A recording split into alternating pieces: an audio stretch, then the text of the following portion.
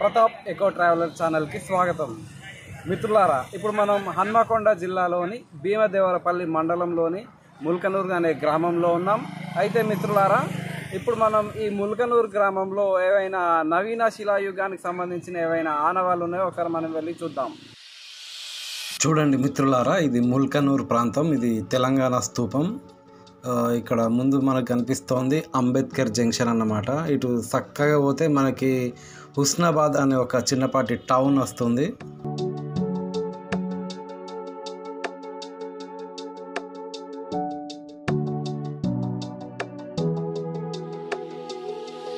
ఇగో ఇది వాగు అన్నమాట. ఈ వాగు దాటేసి పోవాలి ఈ బ్రిడ్జ్ మీదకి వెళ్ళి.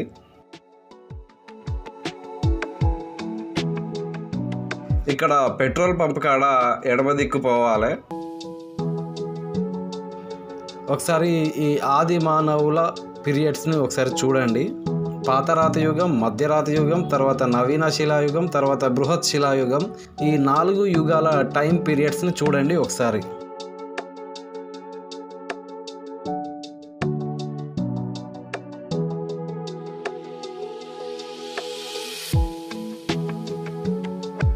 ఇగో ఈ వాగు మళ్ళా వచ్చింది చూడండి. ఈ వాగుని ఇప్పుడు మనం ఇంకాస్త ముందుకు పోవాలి.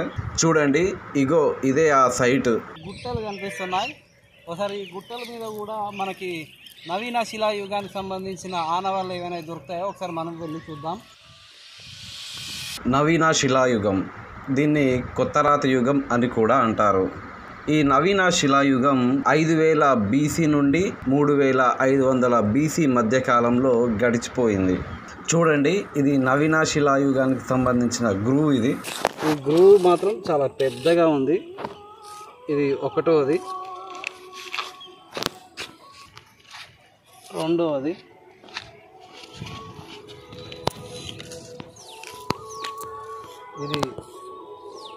ఇది మూడవ గ్రూవ్. ఇది ఇక్కడ సమీపంలోనే నాలుగవది ఉంది. నాలుగవది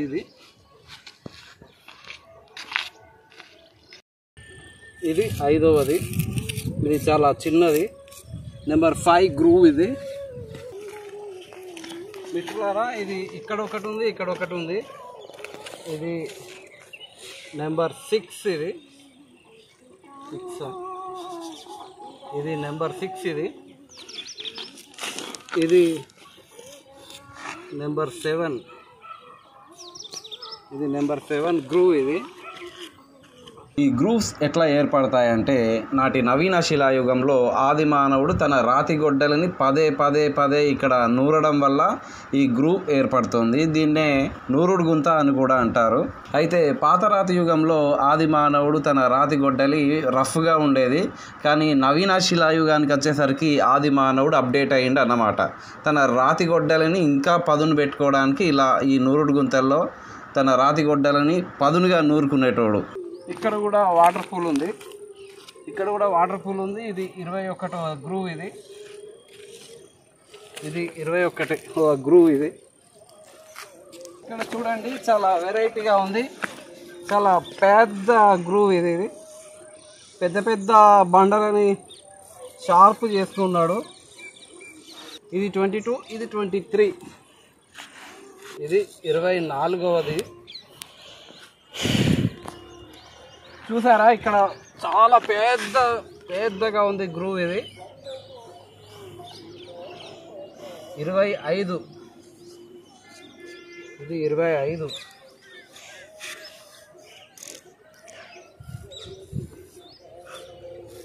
ఇది 26. ఇది 27. ఇది 28. ఇది 29వ గ్రూవ్. ఇది 30వది. This is the 31st groove. ఇది 32వ గ్రూవ్. ఇది 33. ఇది 34. ఇది 38. మిత్రులారా, ఈ చిన్నపాటి బెడ్ రాక్ మీద మనకి సుమారుగా 38 గ్రూవ్స్ ఉన్నాయి.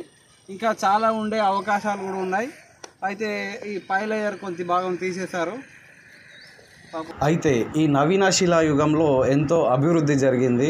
వ్యవసాయం చేశాడు, జంతువులను పెంచుకున్నాడు, అలాగే మంచి మంచి టెక్నిక్స్తో చేపలను వేటాడాడు. ఇప్పుడు నేను కూడా చేపలను వేటాడి ఆది మానవుడి పద్ధతిలో తినబోతున్నాను. చూడండి మిత్రులారా, ఇక్కడ నేను చేపలు పడుతున్నాను. చూడండి,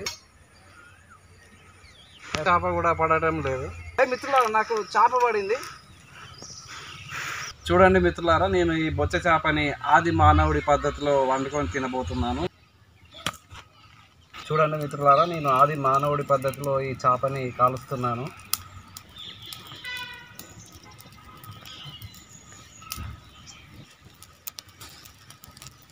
మా చేప మొత్తం ఆది మానవుని పద్ధతిలో మొత్తం ఉడికిపోయింది. దీన్ని నేను ఈ కస్టర్డ్ యాపిల్ చెట్లలో ఎత్తుతున్నాను.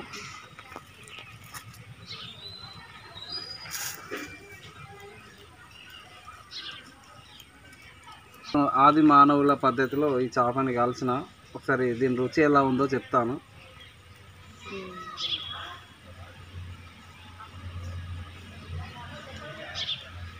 దీని రుచి ఎలా ఉందంటే చాలా అద్భుతంగా ఉంది.